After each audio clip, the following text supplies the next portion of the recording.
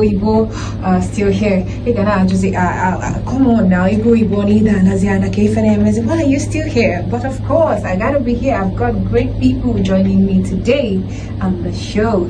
We have a very beautiful lady here, and of course, she's a musician, and of course, all the superstar of the moment, all the way from Enugu-Ezike. She called herself Chioma Ape. And she also said that she is the Queen Days Entertainment. I think she would be in better position to introduce herself and tell us who she is and what she is doing and why she is here. Welcome, Chioma Ape. Good to have you. Thank you. Okay, so can you tell the listeners who you are and what's up with you, what's happening, what's going on, the music thing? We want to know more about you. Okay. First of all, I am Chioma Ape, CEO, Quinda Entertainment Limited. Popularly known as Enugu-Ezike.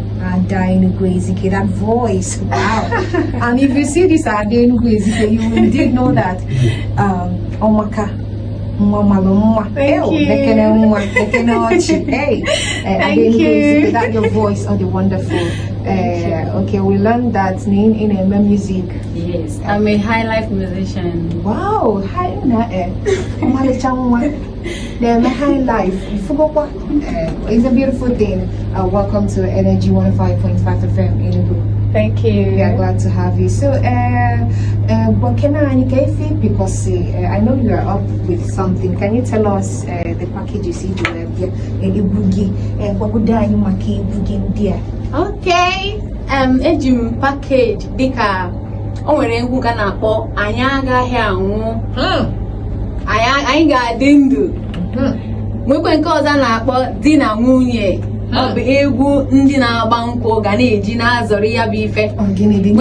December ga-adịkwa egwu. Ọ ga-adị kpọkpọ. Okay, di na nwunye bụ for ndị na-achọ ime mmemme di na nwunye. Then o nwere another one. I think you mentioned about 3 of them. Yes, ọzọ bụ Wabahia. Yes. Oh, eziokwu wabukwa na ahịa na onye zụchazia nke ya. Eziokwu.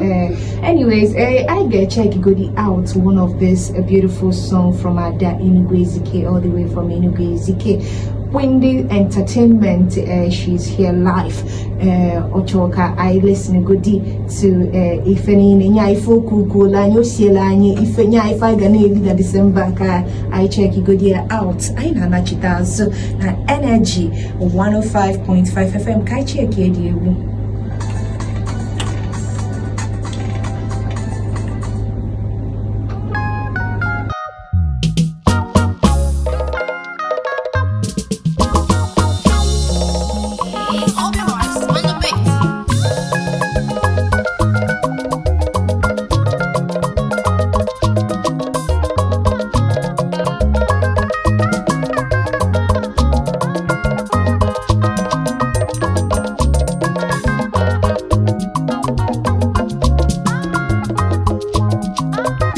Igbo all best lives JP na Enugu-Ezike anyị ekene unu nkwa ije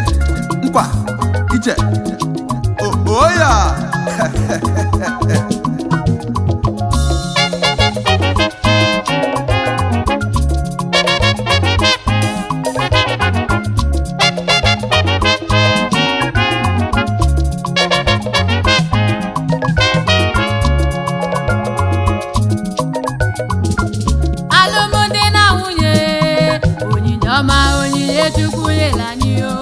emume dị nsọ emere ya n'ala Kenan, ọ bụ nnukwu emume mere mmadụ abụọ abụla ofu. Egwu di na nwunye, emume ịhụnanya, emume ọganihu, nkwa.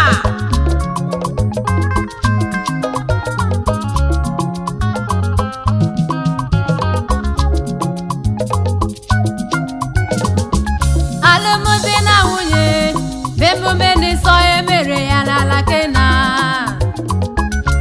O bidoro na mbụ Chukwu kwadoro ya, Chukwu mere ya.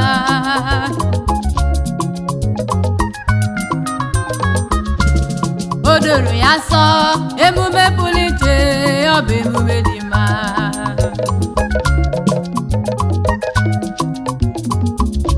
Ọ bụ n'oriri alụmdi na nwunye ka mmanya bịara gwụzie.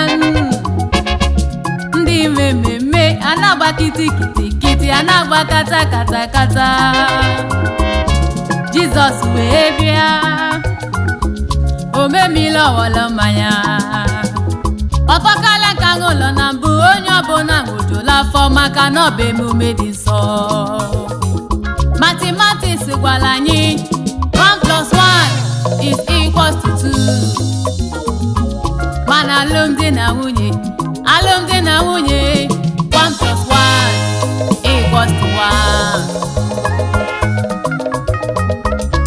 Ya ka nje ekwuzi isi ife Chukwu jikọrọ ọnụ, mmadụ ekewa na ya. Chukwu gwakwara sị, onye chọtala ezi nwanyị chọtala ife dị mma, ma ọ ga-enweta ngọzi si n'aka Chineke wee bịa.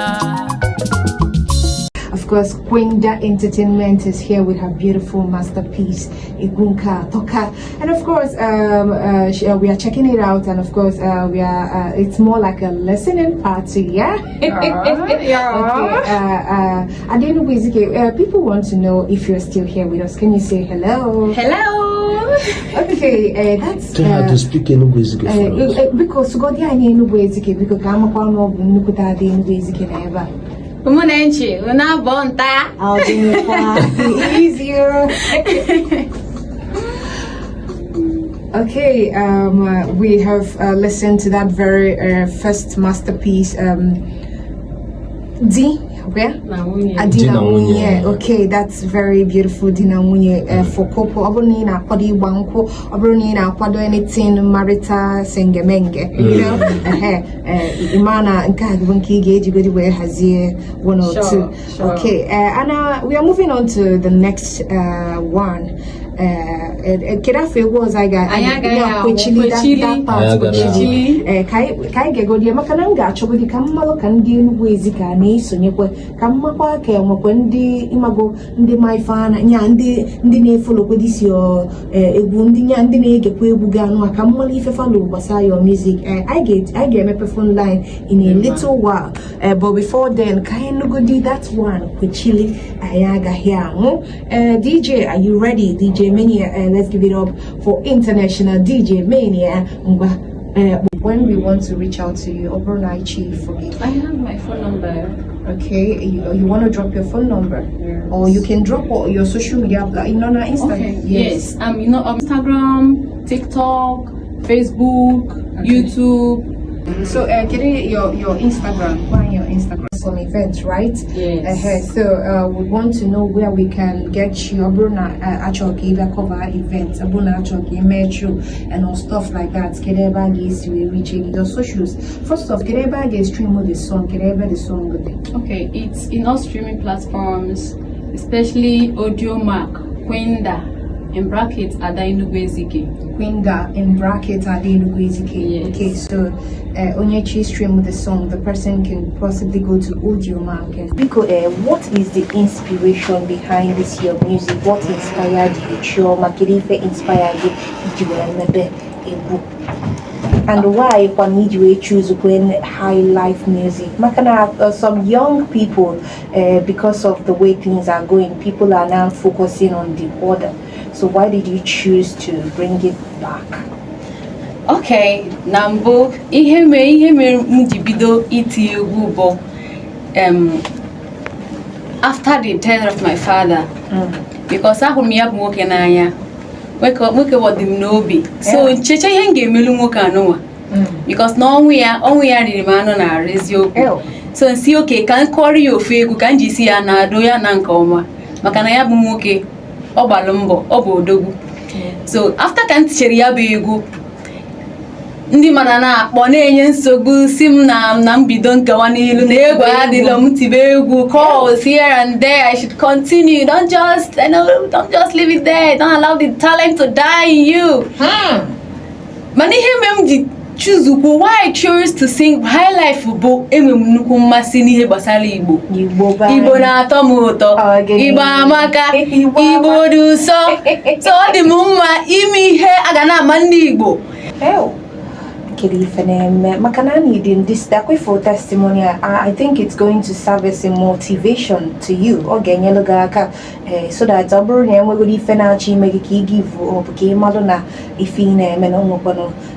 give and if the inspiration behind it or something that you have to hold in high esteem, because if I be feeling in respect to your late father, right? And if I be feeling passion for, and of course you are representing not just yourself, the whole of Igbo. We are bringing Igbo to the spotlight, which is a very beautiful thing, and I commend you for that decision. So I teach you the last Igbo before Ani Buni Oche. Kida for this your last Igbo na be bokita. Wabahia Wabahia DJ Nyegoda Wabahia kai check